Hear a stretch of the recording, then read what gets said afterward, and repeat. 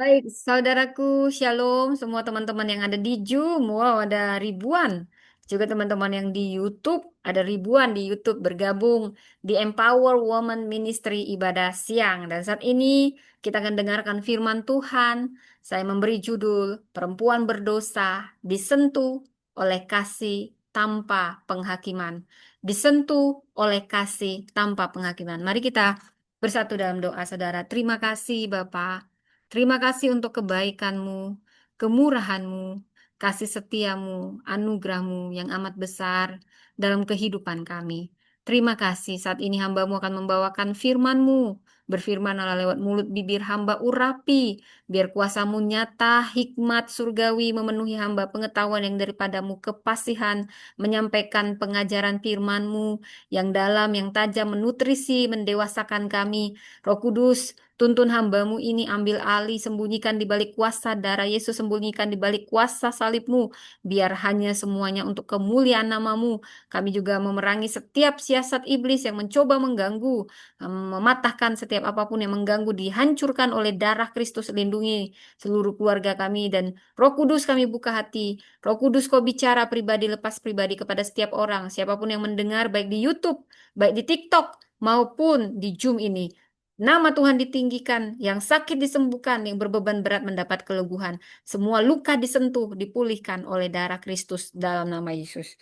Amin. Baik, saudara, selamat hari Kamis. Kamis siang, tepatnya tanggal 13 November. Wow, saya bisa melihat ada ribuan yang sudah melihat di YouTube ya, saudara. Anda bisa mendengar ulang di siaran ini di YouTube Priscilla Das Channel dan Empower Woman Ministry. Baik, saudara, saat ini saya ingin saudara bisa membuka firman Tuhan yang diambil dari Lukas 7 ayat 36 sampai 50. Saudara, kalau kita nanti akan membahas ayat per ayat ya, saudara.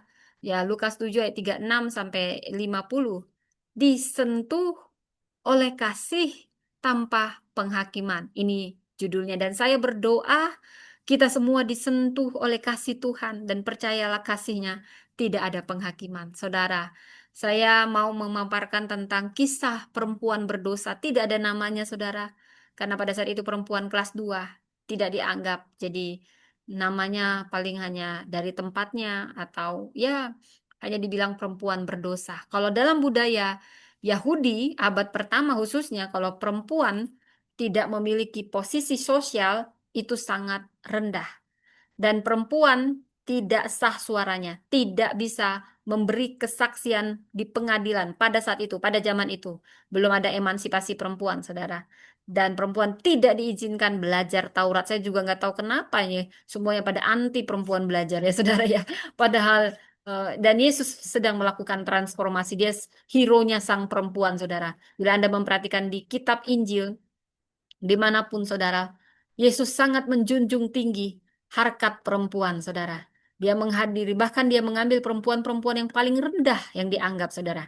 Tapi dia mengasihi mau perempuan rendah, mau perempuan tinggi, semua dikasih Tuhan. Ya, saudara. Bukan tinggi badan, saudara ya. Mau harkat sosial gitu ya, saudara. Percayalah, mau Anda juga perempuan yang bermartabat kayak saya, perempuan kelas atas kayak saya juga, ya perempuan, ya semuanya lah ya, saudara. Tapi yang jelas kita semua di dalam Tuhan dihargai, dicintai, saudara. Ya, jadi saya sedang memberitahu tentang kebudayaan pada konteks kitab ini ditulis. Di mana perempuan kelas 2 nggak boleh bahkan belajar aja, saudara. Nggak boleh, bukan kerja, saudara. Belajar Taurat nggak boleh, hal-hal formal nggak boleh. Kasihan banget lah perempuan pada zaman itu, ya, saudara ya. Yesus hadir dan sampai saat ada transformasi yang banyak dan ada interaksi bebas dengan pria sangat dibatasi pada zaman itu. Sementara gelar perempuan berdosa, tahukah Anda kalau dibilang perempuan berdosa ini dikaitkan dengan perempuan yang ya kayak pelacur, melanggar moral, ya pelacur ya. Walaupun nggak dibilang secara eksplisit, tapi biasanya perempuan berdosa, perempuan yang dikucilkan, dijauhi, dipandang najis, najis, najis, gitu saudara ya, secara sosial dan spiritual. Dan kisah ini ada di tempat seorang Farisi yang bernama Simon. Simon sang Farisi mengundang Yesus. Saya tidak tahu niat dia apa, tapi kemungkinan dia sedang menguji Yesus. Dia seorang Farisi merasa paling benar, paling hebat, paling semuanya paling-paling. Roh agamawinya sangat kuat. Nah, sini siapa ya yang merasa paling hebat karena Anda sudah sholat 7 waktu, 8 waktu, 10 waktu, puasa berbulan-bulan ya saudara ya. Saya mau ingatkan, hati-hati. Jangan seperti orang Farisi. Bagus sih itu bagus, jangan itu bagus. Bukan berarti nggak bagus ya saudara ya. Nanti yang malas puasa bilangnya, kita nggak usah kayak orang Farisi. Padahal karena dia malas. Nah, itu lain lagi ya. Tapi yang paling penting itu adalah hati ya saudara ya, hati itu yang paling Tuhan lihat ya. Jadi Tuhan sedang mengajari kita lewat kisah perempuan ini. Ada banyak kisah yang harus kita pelajari di sini saudara. Saya sangat tertegun ya, ini kisahnya di rumahnya si Simon orang Parisi. Nah, di sini terjadi setelah rangkaian banyak kegiatan Yesus, pelayanan Yesus di Galilea. Dan Yesus sering dikritik. Kenapa Yesus sering dikritik? Karena secara lahiriah orang-orang Yahudi, orang-orang apa menuntut dan mereka berekspektasi terlalu tinggi terhadap Yesus. Dikritik karena pergaulannya dengan orang berdosa dan pemungut cukai, saudara ya.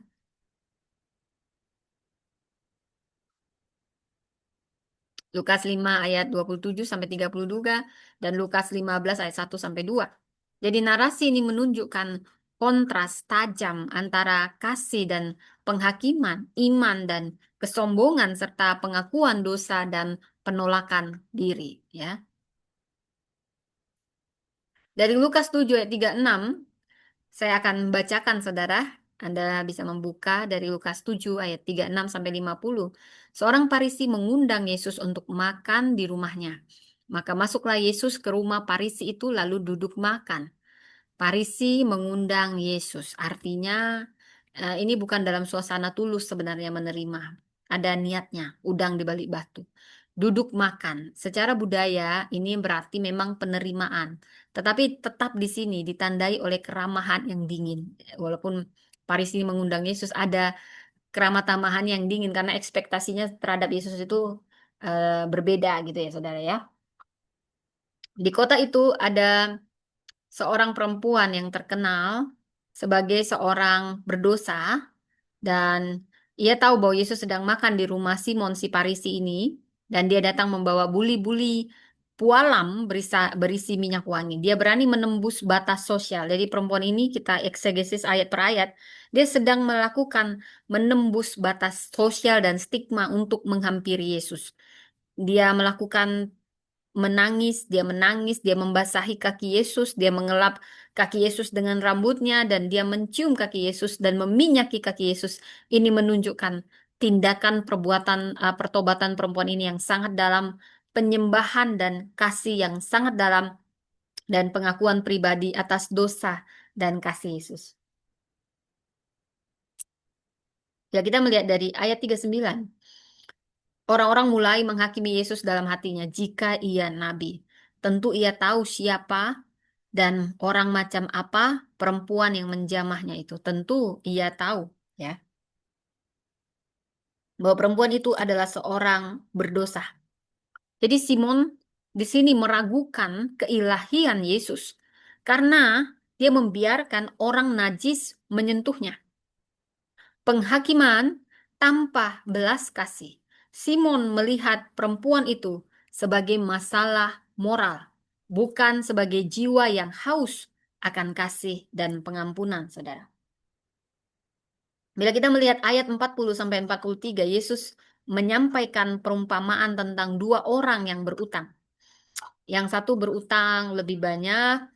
Jadi di sini ada pesan siapa yang merasa diampuni lebih besar pasti akan mengasihi lebih besar pula. Jadi Yesus sedang menegaskan bahwa kasih besar perempuan itu berasal dari kesadaran akan pengampunan besar. Sementara di ayat 44 sampai 46 Yesus membandingkan Simon dan perempuan.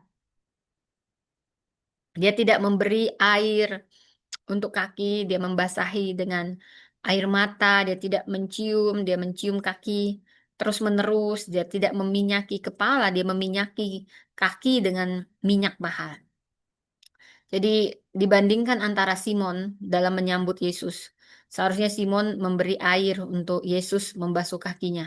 Tapi perempuan ini dia memberi yang lebih dari yang bisa dipikir. Dia bahkan memberi air matanya. Oh, saudara, berarti itu banyak banget air matanya saudara sampai bisa membasuh kaki Yesus. Simon tidak mencium Yesus. Ya, budaya pada situ ada mencium rasa hormat gitu ya, saudara. Tapi perempuan ini bukan mencium pipinya Yesus, kakinya. Kakinya Yesus, saking dia merendahkan diri serendah-rendahnya. Dia menciumi kaki Yesus. Dia nggak banyak ngomong, saudara. Dia hanya merasa hancur. Dia hanya merasa, Tuhan, aku hampa, aku datang padamu. Dan si Simon ini yang merasa benar sebagai Farisi ini tidak meminyaki kepala Yesus sesuai budaya pada konteks zaman itu. Tapi lihat yang dilakukan oleh perempuan ini. Dia nggak berhenti meminyaki kaki Yesus. Bukan dengan minyak zaitun murahan, saudara. Dengan minyak yang sangat mahal. Mungkin itu gaji dia bertahun-tahun. Dan dia tumpahkan bukan di kepala Yesus, di tempat yang paling rendah, yaitu kaki, karena baginya kaki saja sudah sangat terhormat. Aku ini sampah, Tuhan. Kakimu saja aku pegang, kakimu saja aku cium. Itu sudah membuat aku merasa terima kasih. Kau beri aku bagian. Inilah kalau orang yang merasa besar sekali dosaku, tapi kasihmu itu curahkan untuk membersihkan dosaku. Dan di ayat 47 dikatakan oleh Yesus, dosanya yang banyak itu telah diampuni, sebab ia telah banyak berbuat kasih. Saudara, perhatikan, orang yang sungguh-sungguh diampuni itu, apalagi dia merasa bahwa dosanya terlalu besar, dia akan berbuat kasih lebih besar dari orang yang mungkin dosanya tidak banyak, saudara. Mungkin dia anak bayi, dari lahir dia bayi, bayi sosok lah gitu, saudara ya. Tapi ada yang spektakuler dari pelacur, dia bertobat, itu kasihnya akan sangat besar, saudara. Tahukah Anda, tindakan tindakan kasih itu bukan syarat pengampunan.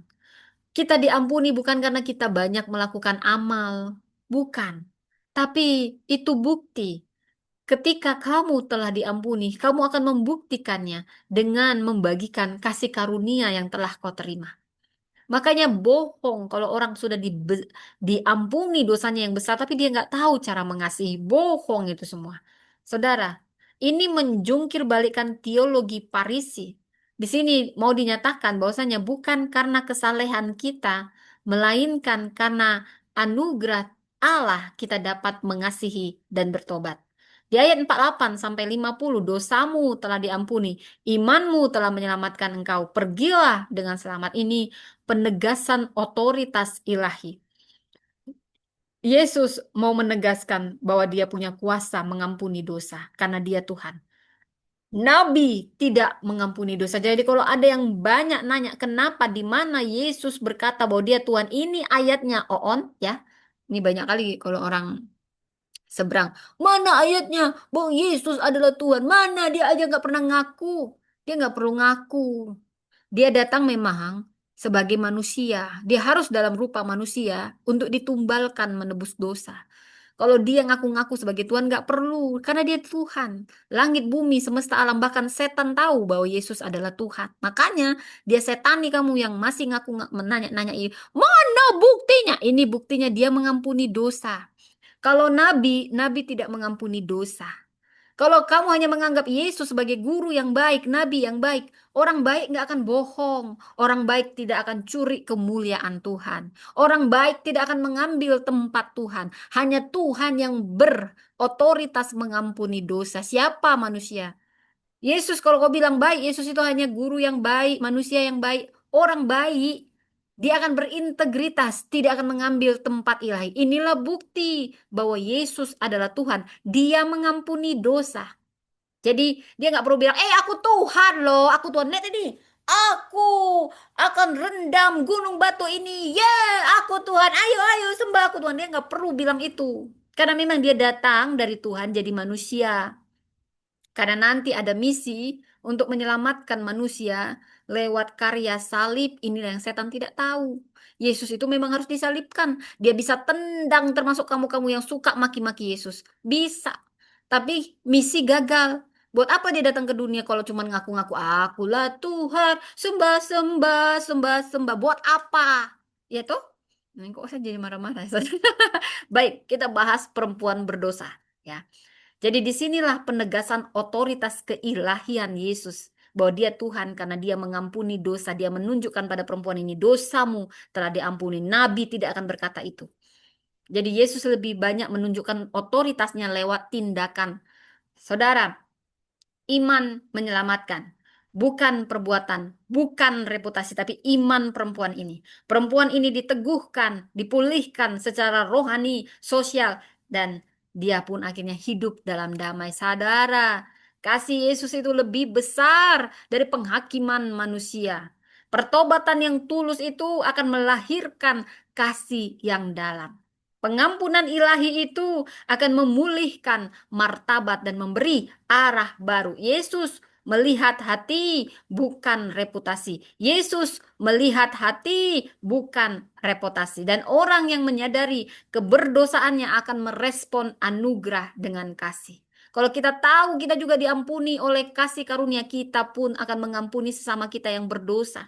Bukan mau aku saja yang diampuni, orang tidak akan kuampuni. Tidak, aku banyak dosa, tapi orang yang banyak dosa, lu hakimi aja, lu hakimi aja. Lu siapa? Ya kan?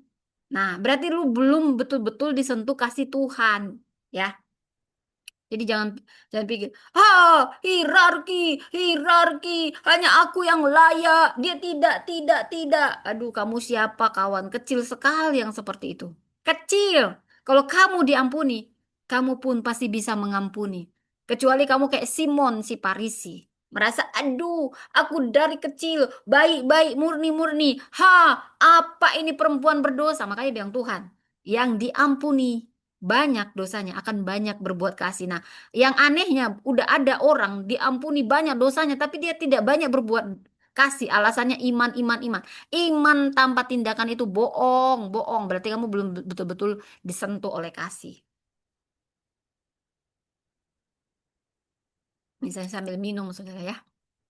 Jadi dari kisah ini ada makna teologis yang dalam, saudara. Yesus sedang menyingkapkan hati dan penebus dosa. Hanya Yesus yang mampu mengenali kedalaman hati manusia dan memberikan pengampunan sejati. Yesus bukan sekedar guru moral, guru ajaib. Dia Mesias, dia pelepas, dia pemberi pengampunan, dia Tuhan, dia Alfa dan Omega. Lukas 5 ayat 20 sampai 24. Saudara, keselamatan itu bukan berdasarkan perbuatan, melainkan iman. Perempuan ini tidak mengucap satu kata pun, tetapi tindakannya adalah bahasa iman. Keselamatan itu bukan didasarkan pada keagamaan atau aturan, tapi relasi. Kekristenan itu bukan agama, itu relasi kita dengan Tuhan, relasi kita dengan Kristus. Dan anugerah akan membebaskan kita dari rasa malu. Seperti perempuan berdosa ini, identitasnya sebagai perempuan berdosa, tapi dia pulang sebagai perempuan yang sudah dipulihkan. Wow, karena dia menerima anugerah itu. Injil membebaskan bukan hanya dari hukuman dosa, tapi dari rasa malu, dari stigma sosial, saudara. Pengampunan akan melahirkan kasih. Orang yang sudah merasa benar seperti Simon. Oh, aku puasa 2 kali seminggu. Oh, aku baca firman. Aku puasa. Aku sholat sampai 10 waktu. Haha, akulah manusia yang penuh dengan kebaikan dan kebaikan. Saudara, kalau Anda merasa sudah paling benar, hati-hati. Saya mau katakan ya itu roh-roh agamawi. Saudara, bukan berarti puasa nggak baik-baik, bukan berarti menjaga kekudusan nggak baik-baik, tapi beda dengan yang namanya merasa sok benar, paling benar, hati-hati, seperti Simon. Sehingga kehilangan kasih, taunya hanya menghakimi. Kamu nggak puasa seperti aku puasa setahun. Aku sudah berumur 50, kamu baru 40. Aku lebih rohani. Aku pengalaman rohani dengan Tuhan bertahun-tahun. Gak perlu aku sekolah pun. Aku rohani. Kamu hanya 40 tahun walaupun kamu sekolah. Aku lebih rohani. Kamu belum seperti aku. Puasa bertahun-tahun. Wah ini hati-hati. Ditegur udah gak bisa. Memang dari mulutnya cepet banget keluar-keluar firman. Tapi hatinya penuh penghakiman, suka cibirin orang, penuh siasat-siasat. Saya sudah pernah melihat orang-orang begini. Cukup dalam hati saya doakan. Hati-hati merasa sok benar seperti Simon.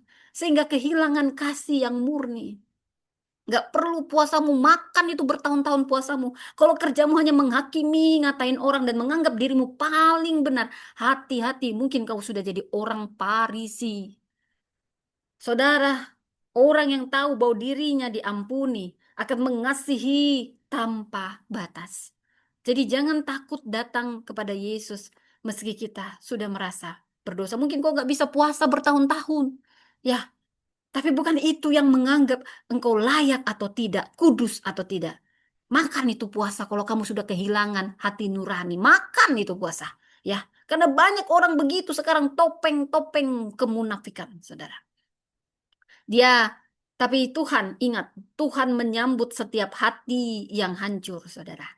Pelayanan gereja harus mencerminkan kasih, bukan penghakiman. Kasih, bukan penghakiman, saudara. Suka banget kita itu menghakimi orang. Saya juga pernah. Tapi kalau kita sudah ditegur Tuhan, cepat-cepat, cepat-cepat, saudara. Jadi jangan seperti Simon si Parisi yang selalu merasa lebih benar, lebih baik sehingga tidak punya kasih. Tapi biarlah kita juga punya kerendahan hati. Bukan berarti saya suruh jadi perempuan berdosa, bukan. Tapi hati yang paling dalam itu yang Tuhan tahu. Dia melihat kedalaman hati, bukan melihat rupa, saudara. Yang berani menyembah, menghampiri kasih karunia, merendah dan menunjukkan kasih kepada Sang Juru Selamat. Pemulihan sejati lahir dari perjumpaan pribadi dengan kasih Yesus, bukan sekedar ritual agama. Saudara, Yesus tahu saya mau membuat puisi, saudara. Puisi perempuan berdosa ini. Kalau dia ada, dia akan memberi puisi. Saya seorang yang sangat puitis, saudara ya. Jadi Anda bisa mendengarkan puisi ini. Saya berharap saya bisa merenung masuk sebagai seorang perempuan berdosa. Dan kita, bukankah kita juga semua orang berdosa? Jangan mengasa, oh, aku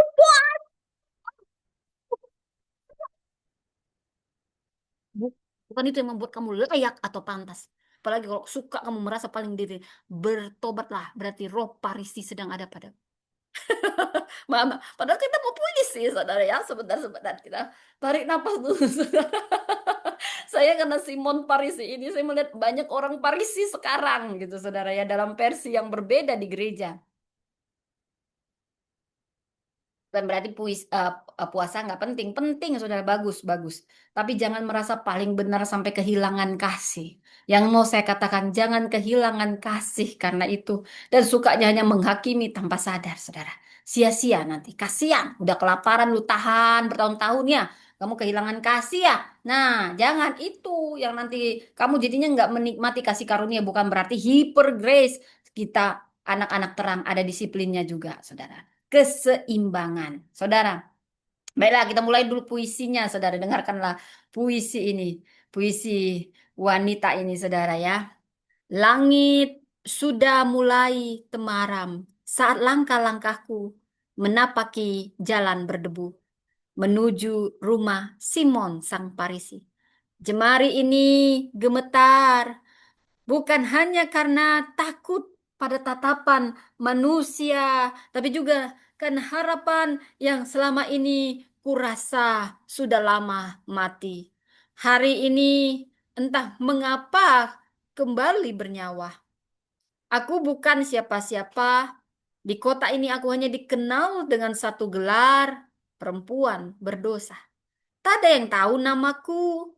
Tak ada yang ingin tahu kisahku. Mereka hanya tahu apa yang mereka lihat dan menjadikannya alasan untuk menghakimi. Aku pernah percaya bahwa cinta bisa menyembuhkan. Tapi cinta di dunia ini kerap menyakitkan, membuatku retak, membuatku lari, dan akhirnya membuatku menghilang di balik dinding stigma. Namun, hari ini aku mendengar Yesus ada di sini. Yesus, guru yang katanya berbeda, yang tidak mengusir anak-anak, yang memandang orang kusta, yang duduk makan dengan orang buangan, yang katanya bisa mengampuni. Maka dengan buli-buli pualam kusimpan selama ini. Sebuah warisan kecil dari masa lalu yang dulu ingin kugunakan untuk memulai kembali hidup yang baru. Aku memberanikan diri masuk. Tak diundang, tak diterima, tapi aku hanya dipenuhi oleh kerinduan. Saat kulihat Yesus duduk di meja makan, jantungku seperti berhenti. Tiba-tiba semua luka yang kupendam pecah bersama air mataku. Aku tak mampu berkata-kata. Air mata mengalir, jatuh membasahi kaki Yesus. Dan entah mengapa aku membiarkan rambutku menyentuh kakinya.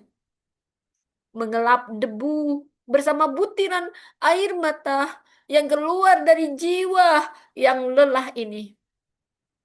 Aku menciumnya, menyekanya, meminyakinya, tanpa tahu apakah ia akan membiarkan aku mendekat, ataukah akan menyuruhku pergi seperti semua pria sebelumnya. Tapi ia tidak mengusirku. Yesus tidak menjauh. Yesus tidak mencelah. Dia membiarkan kasihku menemukan tempat. Lalu ia berbicara, bukan kepadaku, tetapi kepada mereka yang jijik memandangku, tentang dua orang yang berutang, tentang siapa yang lebih mengasihi. Dan saat ia memalingkan wajahnya kepadaku, aku merasa untuk pertama kalinya aku benar-benar dilihat. Dosamu telah diampuni. Imanmu telah menyelamatkan engkau. Pergilah dengan selamat. Aku tak tahu bagaimana wajahku saat itu, tapi hatiku terasa baru, langkah kakiku ringan saat pergi dari rumah itu. Dunia masih sama, orang-orang masih berbisik, tapi aku bukan lagi perempuan yang sama. Aku perempuan yang disentuh oleh kasih tanpa penghakiman. Aku perempuan yang diampuni dan karena itu mampu mengasihi.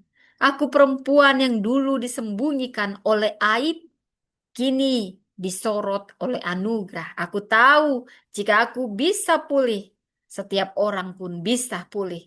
Saudara, mungkin kau merasa hidupmu tidak layak. Mungkin ada luka masa lalu yang membuatmu merasa tak berharga. Tapi dengar ini, Yesus tidak menghindar darimu. Ia tahu siapa kamu dan tetap mengasihimu. Ia tidak menunggu engkau menjadi sempurna. Ia menunggumu datang dengan air mata dan kerinduan akan kasih yang sejati. Jangan biarkan suara penghakiman manusia menenggelamkan suara pengampunan Allah. Karena saat dunia memanggilmu, sekalipun orang yang berdosa, Tuhan memanggilmu orang yang dikasihi. Katakan saudara bersama denganku, Tuhan, Engkau tahu siapa aku, dan aku tahu Kau akan tetap memelukku. Kau lihat air mataku, Kau tidak berpaling, Kau dengar jerit hatiku, dan Kau yang berkata dosamu diampuni. Aku mau datang menyerahkan hidupku seperti perempuan berdosa ini. Ajar aku, ajar kami mengasihimu dengan seluruh keberadaan kami. Bukan karena siapa kami, tapi karena siapa engkau dalam hidup kami. Saudara, perempuan berdosa ini memberi kita banyak teladan. Disentuh oleh kasih tanpa penghakiman. Pertama, kita belajar teladan keberanian yang menembus batas. Ayat 37, di kota itu ada seorang perempuan yang terkenal berdosa. Ketika ia tahu bahwa Yesus makan di rumah Paris itu, datanglah ia. Artinya perempuan ini berani melangkah melawan sistem sosial dan stigma yang menindas. Dia menolak didefinisikan oleh masa lalunya dan dia mengambil resiko untuk mendekat kepada sumber kasih sejati. Saudara perempuan dan kita semua dipanggil untuk melangkah melewati masa lalu kita, stigma-stigma atau batasan sosial demi kita bisa menjawab suara Kristus. Keberanian itu perlu. Beranilah, datanglah pada Yesus. Itu awal dari pemulihan sejati. Yang kedua, dari perempuan ini kita belajar teladan iman yang aktif tanpa kata. Iman yang aktif tanpa kata. Di ayat 38 dikatakan, ia berdiri di belakang Yesus dekat kakinya sambil menangis. Imannya tidak diungkap lewat kata-kata, melainkan dalam tindakan nyata. Ia menangis, ia mengelap, ia mencium, ia meminyaki kaki Yesus. Ini ekspresi iman yang tulus, yang mendalam, dan penuh pengakuan akan anugerah. Saudara, kadang kita tidak punya waktu untuk menjelaskan sakit atau rasa syukur kita. Mungkin cukup dengan air mata, dengan pelayanan diam-diam, dengan kasih yang kita tunjukkan lewat tindakan. Itu bahasa iman yang paling berkenan di hadapan Tuhan. Kau mengerti bahasa tetesan air mata. Oh saudara, inilah teladan perempuan ini. Dia tidak menjelaskan. Air matanya sudah mencerminkan kasihnya yang butuh pemulihan. Dari perempuan ini kita belajar tentang apa itu pertobatan yang autentik. Di ayat 38 dikatakan dia menangis dan membasahi kaki Yesus dengan air matanya. Saudara, artinya air mata bukan sekedar emosi. Ini wujud pertobatan sejati. Ini tidak menyangkal dosa kita, tapi sedang menghampiri Tuhan yang maha pengampun itu dengan hati yang remuk, hati yang remuk. Hati yang hancur, itu yang kau pandang. Saudara, hati yang remuk itu dupa yang harum bagi Tuhan. Pertobatan itu bukan soal perasaan bersalah yang singkat, tapi pengakuan bahwa kita membutuhkan kasih karunia. Kasih dari surga memenuhi tempat ini. Saya berdoa kasih Tuhan menyentuh Anda saat ini. Kita semua dipanggil untuk datang pada Kristus dengan hati yang hancur namun percaya. Dari perempuan berdosa ini kita belajar teladan yang keempat, kasih yang berani tanpa malu. Kasih yang berani tanpa malu. Di ayat 38, dia mencium kakinya dan meminyakinya dengan minyak wangi. Ini tindakan kasih yang sangat dalam, pengorbanan yang sangat dalam secara pribadi. Dia tidak malu lagi menyatakan kasihnya kepada Yesus. Yesus, aku mengasihimu. Yesus, aku mengasihimu. Di depan semua orang dengan caranya yang paling tulus. Saudara, kita dipanggil untuk mengasihi Yesus tanpa kompromi, tanpa malu, tanpa takut. Takut pada penilaian manusia, tidak usah gengsi-gengsi. Kasih yang sejati kepada Tuhan itu tidak tersembunyi, tapi nyata dan penuh keberanian. Dari perempuan berdosa ini kita juga belajar teladan kelima, pengakuan akan kebutuhan akan anugerah. Di ayat 47, dosanya yang banyak itu telah diampuni, sebab ia telah banyak berbuat kasih. Yesus menegaskan bahwa kasih perempuan ini bukti pengampunan. Dia inilah bukti dia sudah menerima pengampunan. Dan dia sadar utangnya besar, karena itu dia mengasihi dengan segenap jiwa. Banyak dari kita yang merasa, oh aku dosanya nggak ada, sedikit. Jadi sosok lah. Wow, saudara. Ada banyak dosa yang kita tidak sadar, saudara. Di sini kita mengerti betapa besar pengampunan yang perempuan berdosa ini terima. Sebenarnya juga pengampunan buat kita. Yang mengasihi lebih dalam lagi. Ku rindu kau Tuhan, lebih dari segala yang ada. Kesadaran akan anugerah ini menjadikan kita lebih lembut, lebih murah hati, lebih penuh belas kasih kepada sesama. Saudara, yang keenam, dari perempuan ini kita belajar teladan penyembahan yang autentik dan personal. Di ayat 38, dia berdiri di belakang Yesus dekat kakinya. Saudara, ia tidak butuh panggung, tidak perlu musik, tidak perlu liturgi untuk menyembah.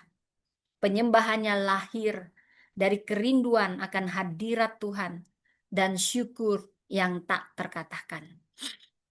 Penyembahan sejati bukan soal tempat atau bentuk, tapi soal hati yang hancur dan mengasihi Tuhan. Perempuan atau siapapun kita dipanggil untuk menyembah dari kedalaman hati dengan hidup yang menjadi persembahan. Saudara, dari yang ketujuh, teladan yang kita terima adalah penerima damai sejati.